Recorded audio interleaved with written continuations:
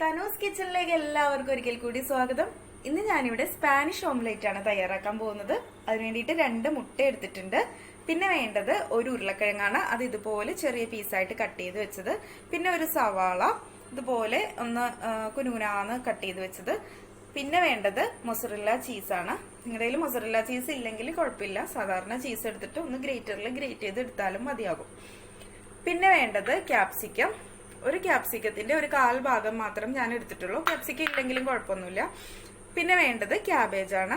Cabbage ഒരുപാട് കൂടിയൊന്നും പോകണ്ട, ചെറിയൊരു പീസ് മാത്രം മതിയാകും. അതും ഇതുപോലെ ചെറുതായിട്ട് കട്ട് ചെയ്ത് വെച്ചത് വേണം.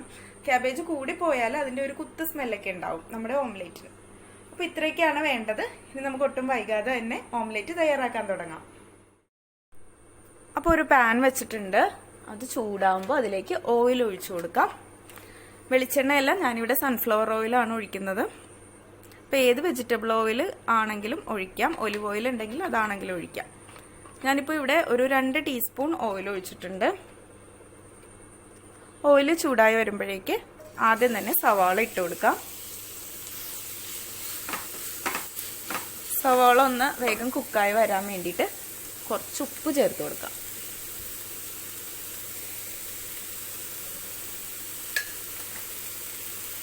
ഉപ്പ് ചേർത്തിട്ടുണ്ട്. ഉപ്പ് ചേർത്തിട്ടൊന്ന് വഴറ്റിയെടുക്കാം. സവാള ഒരുപാട് മൂത്തൊന്നും പോകണ്ട, ജസ്റ്റ് ഒന്ന് അതിന്റെ കളറ് മാറി വാടി തുടങ്ങുമ്പോഴേക്ക് നമ്മൾ കട്ട് ചെയ്ത് വെച്ചിട്ടുള്ള ഉരുളക്കിഴങ്ങ് കൂടി ചേർത്ത് കൊടുക്കാം. ഇനി ഉരുളക്കിഴങ്ങും സവാളയും കൂടി ഒന്ന് കുക്കായിട്ട് കിട്ടണം. അപ്പം നന്നായിട്ട് മിക്സ് ചെയ്തതിന് ശേഷം ഒന്ന് പാത്രം കുക്ക് ചെയ്ത് വെച്ചിതൊന്ന് വേവിച്ചെടുക്കാം. ഒരു 5 മിനിറ്റ് കഴിഞ്ഞിട്ട് നമുക്ക് തുറന്ന് നോക്കി ഒന്നുകൂടി ഒന്ന് മിക്സ് ചെയ്ത് കൊടുക്കാം. തീ കൂട്ടിയിട്ട്, തീ ഒരു മീഡിയം ഫ്ലെയിമിൽ ഇട്ടുകൊണ്ട് സവാള ചെറുതായിട്ടൊന്ന് ബ്രൗൺ ഷെയ്ഡ് ആയിട്ടുണ്ട്. ഇനി ഇതിലേക്ക് നമ്മൾ ചെറുതായി കട്ട് ചെയ്ത് വെച്ചിട്ടുള്ള ക്യാബേജ് ചേർക്കാം. അതുപോലെ തന്നെ ക്യാപ്സിക്കവും ചേർത്ത് കൊടുക്കാം. ഇനി നന്നായിട്ടൊന്ന് ഇളക്കി യോജിപ്പിക്കാം.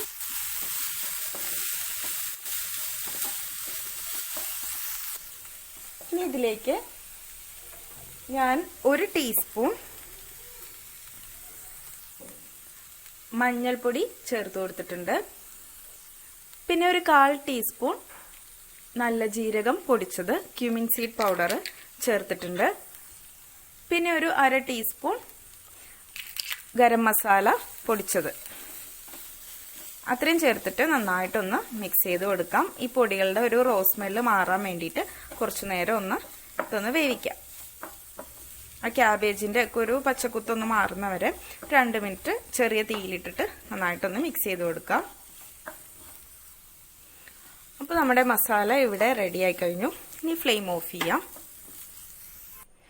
ഇനി ഒരു ബൗളിലേക്ക് മുട്ട പൊട്ടിച്ചൊഴിക്കാം.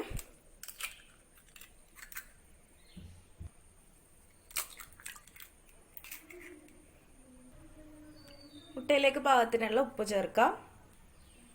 പിന്നെ കുറച്ച് കുരുമുളക് കൂടി ചേർത്ത് കൊടുക്കാം. പിന്നെ ഒരു പച്ചമുളക് എല്ലാം ഓരോരുത്തരുടെ എരിവിനെ ഡിപ്പെൻഡ് ചെയ്ത് കൂട്ടുകയും കുറയ്ക്കുകയൊക്കെ ചെയ്യാം കേട്ടോ. ഞാനിപ്പോൾ ഇവിടെ ഒരു ചെറിയ പച്ചമുളക് ചെറിയ പീസായിട്ട് കട്ട് ചെയ്തിട്ടേ ഉള്ളൂ. പിന്നെ കുറച്ച് മല്ലിയിലയും കൂടി ചേർക്കാം. നന്നായിട്ടൊന്ന് മിക്സ് ചെയ്തെടുക്കാം.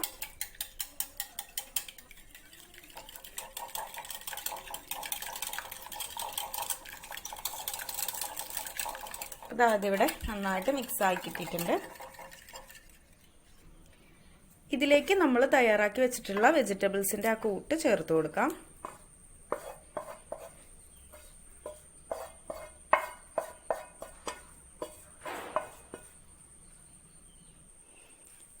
ശേഷം ഒന്ന് മിക്സ് ആക്കി കൊടുക്കുക. ഇത്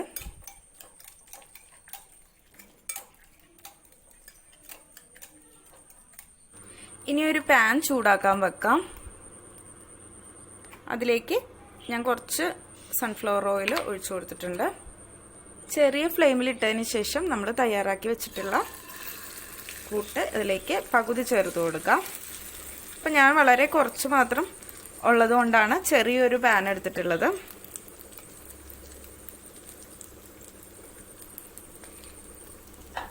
അതിനുശേഷം അതിൻ്റെ മീതേക്ക് നമ്മൾ ചീസ് ചേർക്കാം.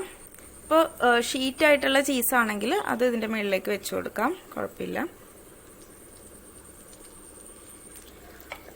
ബാക്കിയുള്ള കൂട്ടുകൂടി ഇതിൻ്റെ മീതേക്ക് ഇട്ട് കൊടുക്കാം.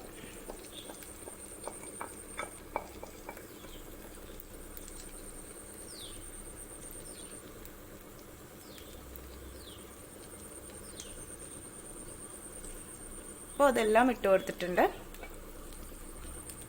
ഇനി പാത്രം അടച്ചു വെച്ച് ഒരു 3 മിനിറ്റ് ഇതിൻ്റെ ഒരു വശം ഒന്ന് കുക്ക് ചെയ്തെടുക്കാം. ഞാൻ തീ വളരെ കുറച്ചാണ് വെച്ചേക്കുന്നത്, ലോ ഫ്ലെയിമിലാണ് വെച്ചിട്ടുള്ളത്. ലോ ഫ്ലെയിമിൽ വെച്ച് ഒരു 3 മിനിറ്റ് ഇതൊന്ന് കുക്ക് ചെയ്തെടുക്കാം.